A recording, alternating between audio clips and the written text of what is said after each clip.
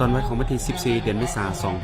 2026นี้แขวงหลวงลำธารได้จัดเทศกาลมอนซูนขึ้นอย่างเปิดบานมอนซูนเทศกาลดังกล่าวเป็นครั้งทวิตของแขวงหลวงลำธารโดยมีท่านคำฟ้องอินมณีห้องเลขาธิการแขวง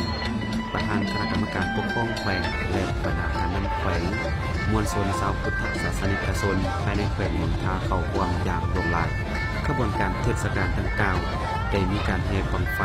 และแห่นำโหดส่งพระพุทธรูปจากห้องประการแขวงหลวงลำธารออกสู่ถนนหลวงลำธารโดยไปสู่เซเนียธนาคารพัฒนาลาวแล้วออกมาสู่เซเนียโครงการบรรยากาศประชาชนแขวงไปคือถนน6 พฤษภาแล้วเดินขบวนแห่สู่เซเนียแผนกโยธาธิการและขนส่งและเดินขึ้นสู่วัดสมิทธีไซโดยบรรยากาศเบิกบานมวลชนและคึกคืนสบายดีบรรดาท่านญาติพี่น้องชาวแขวงลำธารที่นับถือแขวงข้าพเจ้าซีคำฟ้องอิมณีห้องเลขาคณะกรรมการพักแขวงประธานคณะกรรมการปกครองแขวงในโอกาสที่ทรงไทยปีเก่าต้อนรับปีใหม่ถือว่าปีนี้ก็เป็นปีที่มีความหมายสำคัญหลายซึ่งชาวแขวงลำธารพร้อมเพรียงหน้ากันได้แห่บั้งไฟขึ้นมาวัดเพื่อมาถวายอยู่วัดสมัคคีชัยของพวกเขาฉะนั้นปีใหม่ปีนี้ก็ขอเชิญชวนบรรดาท่านแขกผู้มีเกียรติญาติพี่น้องทั้งอยู่ภายในและต่างประเทศจงพร้อมกันมาร่วมดินบุญปีใหม่ลาวปีนี้เพื่อให้มีความสงบตลอดปลอดภัยฉะนั้นจึงขอเรียกร้องให้พ่อแม่พี่น้องผู้ประกอบการชาวแขวงหลวงลำธารก็คือชาวต่างประเทศที่ดำรงชีวิตอยู่แขวงหลวงลำธารของพวกเขานี้จงร่วมกันร่วมคิดร่วมใจกันเล่นบุญปีใหม่ปีนี้ด้วยความสงบและความเป็นระเบียบเรียบร้อยรักษาฮีตของประเพณีอันดีงามของชาติของเราไว้ต่อไปให้ลูกให้หลานก็ได้สืบทอดในโอกาสดังกล่าวทานคำเพชรจันทวงศ์กรรมการพรรคแขวงหัวหน้าแผนกวัฒนธรรมและการท่องเที่ยวแขวงหลวงลำธารก็ได้แสดงความรู้สึกของตนออกมาว่าเจ้าชื่อคำเพชรจันทวงศ์หัวหน้าแผนกเพื่อทำในการท่องเที่ยวแขวงวันนี้มีความภาคภูมิใจเป็นอย่างยิ่งมีความรู้สึกเบิกบานมวลชื่นที่ได้มีโอกาสเข้าร่วมเทศกาลรดน้ำมนต์ส้นจังหวัดเป็นปีทพิษที่แขวงหลวงลำธารพวกเขาได้จัดกิจกรรมนี้ขึ้นทั้งหมดนี้ต้องเพื่อการปกปักรักษามรดกของประเพณีวัฒนธรรมอันดีงามของชาติลาวที่พวกเขาได้ดำเนินพากันดำเนินในแต่ละปีมาถึงนานแล้วซึ่งผ่านมาพวกเขาบุญปีใหม่ก็มักสำหรับบุญรดน้ำซึ่งปีนี้แขกหลวงลำธารพวกเขาได้จัดกิจกรรมโดยใช้แจงการของหอการสำนักงานนายกกำหนดเป็นจุด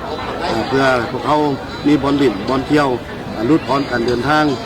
เพื่อลดทอนอุบัติเหตุตามท้องถนนถ้าเป็นการประหยัดต่างการพุ่งช่วยฉะนั้นพวกเขาจัดเอากำหนดเอาอยู่สีแยกไฟแดงต้นหนาตลาดกลางคืนลงไปฮอดสีแยกธนาคารพัฒนาลาวเป็นบนจุดรดน้ำมนต์ชนสังเกตเห็นว่าปีนี้ถึงว่าจะเป็นปีทบิดแต่พวกเขาเห็นว่าขบวนการมนต์ชนของความขบวนการดังกล่าวถือว่าควงแต่เป็นมีบรรยากาศกดพื้นหลายสมควรในโอกาสนี้ขอเรียกร้องให้มวลชนพวกเขาจงพร้อมกันสืบต่อปกปักรักษาวัฒนธรรมอันดีงามของศาสตร์ลาวพร้อมกันลีนน้ำปีใหม่ด้วยความมนต์ซื่นซอดคองกับผิดคองประเพณีของพรรคแขวง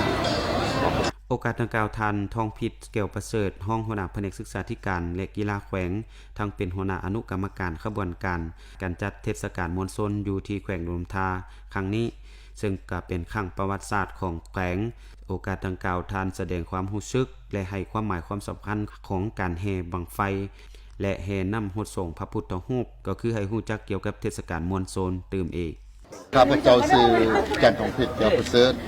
ที่ได้รับการมอบหมายจากคณะกรรมการพรรคแขวงตั้งณอนุกรรมการขบวนการอยู่แขวงหลวงลำธารพวกเราปีนี้การจัดงานเทศกาลฉลองปีใหม่อยู่แขวงหลวงลำธารก็คือว่ามีบรรยากาศที่มันซึ้งพอสมควรโดยเฉพาะแล้วมันเป็นประวัติศาสตร์ที่การนำแขวงก็คือการจัดตั้งทุกภาคส่วนก็คืออำนาจการปกครองบ้านแล้วก็อำนาจการปกครองเมืองได้เอาใจใส่ให้พวกเขามีการแห่วันนี้นะแห่พระพุทธรูปจากห้องว่าการแขวง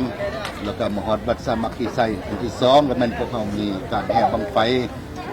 แล้วก็มีขบวนต่างๆโดยเฉพาะเราพวกเขาได้นำพาทีมงานขบวนนั้นเดินผ่านหรือว่าได้จัดสรรให้บอลพิเศษคงแพงได้จัดให้เทศกาลมวลชน ปีนี้ก็ถือว่ามีบรรยากาศมวลซื่นหลายฉะนั้นข้าพเจ้าในนามคณะทดสอบเรียกงานขบวนการขออวยพรให้การนำทุกภาคส่วนอยู่แขวงลงน้ำท่านพวกเราจงมีสุขภาพแข็งแรงอายุมั่นคนยืนและปีใหม่ฟ้าใหม่โดยเฉพาะส่งท้ายปีเก่าปี 2000 ปีพศ 2568ปีเก่าแล้วก็ตอนรับปีใหม่ปีพศ 2569แต่ละคนก็ขอให้มีสุขภาพแข็งแรงและความเจ็บจะได้ความใครจะมีเด้อบรรณาทานประชาชนเหล่าทุกเพศเผ่าอยู่ในแขวงลงท่าขอให้มีความสุขเนาะปีใหม่ปีนี้